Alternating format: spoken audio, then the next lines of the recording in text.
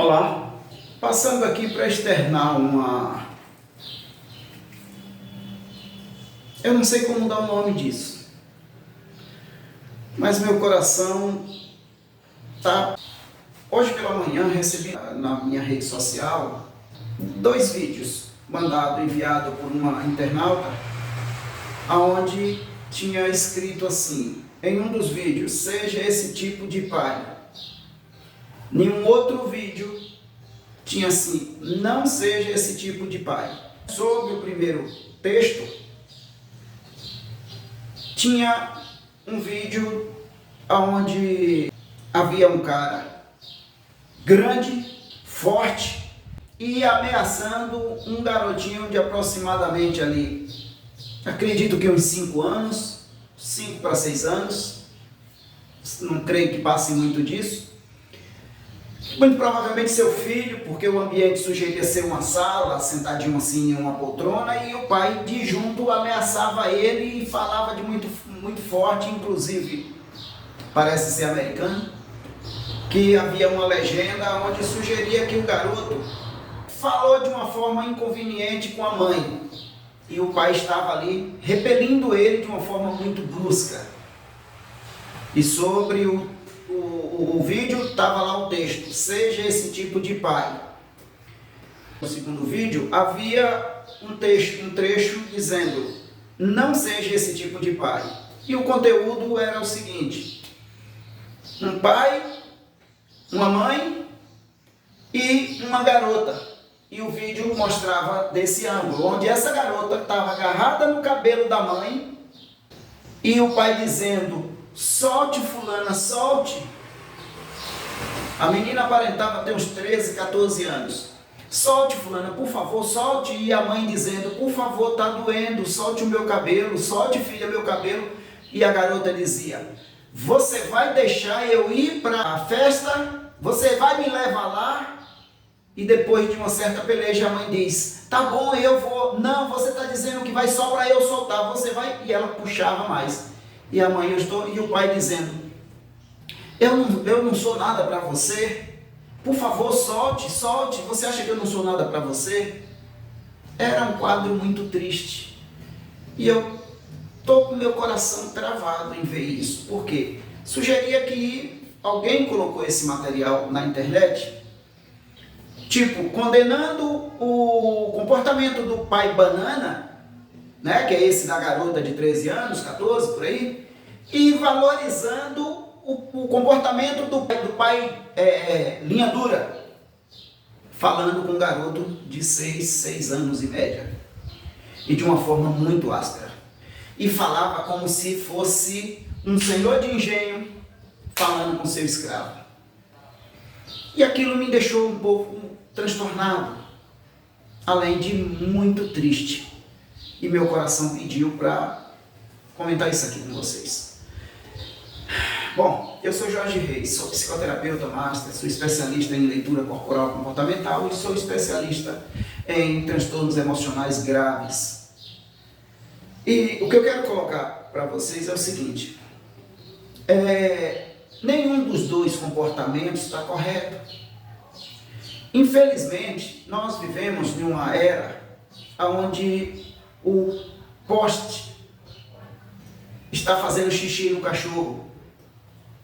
Então, já partindo desse princípio, cada vez que você coloca um material desse na internet, sugerindo que o comportamento de um está errado e que o do outro está certo por ter que manter a coisa sob um certo controle, você passa a aceitar que a coisa realmente tem que começar a partir dali, a partir do comportamento daquele garoto que xinga a mãe. E nós precisamos perceber e entender que o problema está muito mais embaixo. Precisamos trabalhar na condição de você que é pai, ou você que é homem, que ainda não é pai. Por favor, você precisa pensar bastante antes de criar um relacionamento com alguém, ou antes de se propor, né? Se colocar na condição de colocar uma criança no mundo. Porque a dar um dos 2 tratamentos para essa criança, por favor, porque Porque o pai hoje, ele deixou de ser atencioso, ele deixou de ser presente, ele deixou de ser educador, um pai ético, um pai que dá bons exemplos, um pai que acaricia, um pai que brinca. E infelizmente, os pais hoje, eles acreditam que o contexto da palavra pai se resume apenas em pagar a conta, em botar num colégio, dar comida, dar roupa boa. E a gente sabe que não é exatamente isso. Porque a criança, ela depende de estar alimentada, mas eu não preciso comer filé mignon todo dia. Ela precisa ter um lugar para dormir, mas eu não preciso uma mansão de alguns milhões. Mas ela precisa, sem sombra de dúvida, de respeito, de carinho, de atenção, né? De afeto. Ou seja, da sua presença. Para que não seja preciso você depois ter que agachar na frente de seu filho de 5, 6 anos e falar com ele desse jeito. Hoje nós temos muitos tipos de transtorno e cada vez mais intensa, né? Um exemplo da própria depressão, que nós já estamos aí com uma média aproximada de 6% da população mundial afetada por esse mal, que alguns chamam do mal do século, né? Nós já estamos aí aproximando dos 10% de ansiedade, já estamos aí evoluindo para um síndrome do pânico, que não deixa de ser uma ansiedade em estágio avançado. Aí vem aí com borderline, aí vem aí com síndrome de burnout, aí vem com vários outros tipos de transtorno, como bipolaridade, a esquizofrenia e outros. Tudo isso, a maioria das vezes, poderia ter sido evitado. Como você acha que aquela criança vai conseguir absorver aquela presença daquele pai grande, duro, rígido ali na frente dele, ameaçando ele com total autoridade? Um cidadão no passado, muito inteligente, ele descobriu um tipo de comunicação entre os pais, os cuidadores, de uma forma geral, né? Os significantes, e as crianças, que eu estou me referindo ao aprendizado por espelhamento, onde ele dá o nome de aprendizado vicariante, que é em homenagem ao sobrenome do cidadão que pesquisou sobre isso. Como que se dá o contexto desse tipo de aprendizado? O aprendizado vicariante é um aprendizado que 100% das vezes o mestre não sabe que está ensinando e a criança, o aprendiz, não sabe que está aprendendo. Por quê? Porque ele aprende por espelhamento, ele aprende ouvindo, ele aprende presenciando cenas, ele aprende vendo o comportamento, e daí ele vai construindo nele a sua personalidade, porque ele está ouvindo, ou vendo, ou presenciando, ou sentindo aquilo de alguém que é autoridade sobre ele, que é um significante, né? Então, ele acaba pegando aquilo como um aprendizado, e a todas aquelas informações, 100% delas, o inconsciente dela vai gravar, e que vai influenciar no decorrer do tempo, lá na frente, na sua idade adulta. Muitos acabam desenvolvendo a depressão, ou a ansiedade, o síndrome do pânico, enfim, qualquer um outro transtorno, em função dessa base que essa criança teve. Ah, mas eu nunca reclamei meu filho. Eu brigava só com a minha esposa, de vez em quando ele via. Ah, meu filho nunca passou necessidade, graças a Deus. Mas de vez em quando eu botava ele de castigo em cima do milho. De vez em quando eu humilhava ele na vista dos coleguinhas. De vez em quando eu criava uma expectativa dele e depois não atendia a expectativa dele. Ou seja, é o efeito cobertor curto. Você cobre a cabeça e descobre o pé. Puxa para cobrir o pé e descobre a cabeça. E aí nós vamos desenvolvendo crianças carentes, crianças com a personalidade avariada, né? Bom, mas nem tudo está perdido. Existe hoje técnicas de manuseio do seu inconsciente, para que nós possamos ajudar você a corrigir uma boa parte dessas indagas emocionais, né, vamos chamar assim, para que você dê uma certa ajustada nessa questão da falta de sintonia entre o seu olhar agora e o que move o seu foco, que está no seu inconsciente, que são essas marcas emocionais que você carrega. Através do nosso tratamento, né, nosso programa de restauração emocional cognitiva, então nós conseguimos ajudar você a reestruturar o seu psiquismo, né, o seu emocional, né, como se a gente tivesse feito todo um trabalho de restauração de um sistema, de um computador, e depois a gente reinicia ele, acerta a hora, a data, tudo certinho, corrige lá, e de repente reinicia ele e ele volta funcionando muito próximo do comportamento que ele tinha quando original, quando novo. Entende? Porque nós fomos tirando ali todos aqueles registros de resíduos de páginas e sites e conversas e aplicativos que foram colocados e foram retirados dele, mas foi ficando aqueles resíduos. E uns resíduos incomodam menos, outros incomodam um pouco mais, mas você sabe que todo saco um dia ele enche. E eu não preciso de mais que uma gota de água para derramar um copo que já está cheio.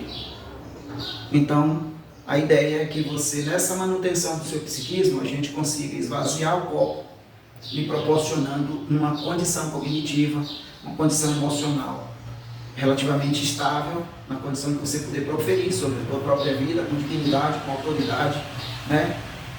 Então, eu vou ficando por aqui e agradeço a sua atenção. Meu nome é Jorge Reis, mais uma vez, e nós falamos aqui da JR Psicanálise, uma empresa 100% fiel à metodologia TRG, que é a terapia de reprocessamento generativo. Não é ressignificação do seu emocional, é restauração com base no reprocessamento do seu psiquismo. Ou seja, existe o trabalho feito pelos profissionais da área no mercado, que é o trabalho na base da psicologia, né, que envolve os psicólogos e psiquiatras, onde eles estão ali para ressignificar e o psiquiatra para diagnosticar e remediar. E existe o especialista, que pega todo o seu emocional. Ou seja, vamos fazer uma pequena analogia aqui sobre um iceberg. O iceberg, ele está no mar e ele funciona mais ou menos nessa figura de um triângulo, onde você vê uma pequena ponta dele sobre a água. E sob a água, 95 a 98% do seu corpo. Nessa analogia, eu quero que você entenda que o que você vê fora da água é o que você consegue administrar com o seu córtex. São as suas decisões, são as suas respostas, né, as suas ações com base no seu cognitivo. E tudo que você está vendo abaixo da água é o seu inconsciente. Segundo estudiosos, inclusive o pai da psicanálise, embora a nossa formação não seja com base na sua teoria, mas eu acompanhei de perto Sigmund Freud. Ele tem uma frase que eu acho extraordinária, onde ele diz: engana-se o homem que pensa ser senhor na sua própria morada. É simplesmente extraordinário isso aí. E o apóstolo Paulo, lá em Romanos 19, 24, ele fala: Senhor, por que o bem que eu quero eu não faço? E o mal que eu não quero, esse eu faço? É pelo mesmo motivo que justifica o Freud. Por quê? Porque você, quando quer fazer o bem, você usa o córtex para saber se faz ou não. E você vai encontrar vários motivos para não fazer, na maioria das vezes. Mas você acha que deveria, gostaria, mas não vai fazer. Mas o mal que você não quer, você faz, justamente por quê? Porque 95% em média das suas decisões são influenciadas fortemente pelo seu inconsciente. Sendo assim, você toma uma decisão agora e daqui a pouco você acredita que poderia ter sido melhor. Sabe aquele caso onde você está diante do juiz e ele diz, você tem 1 minuto para falar em sua defesa. E aí ele diz, excelência,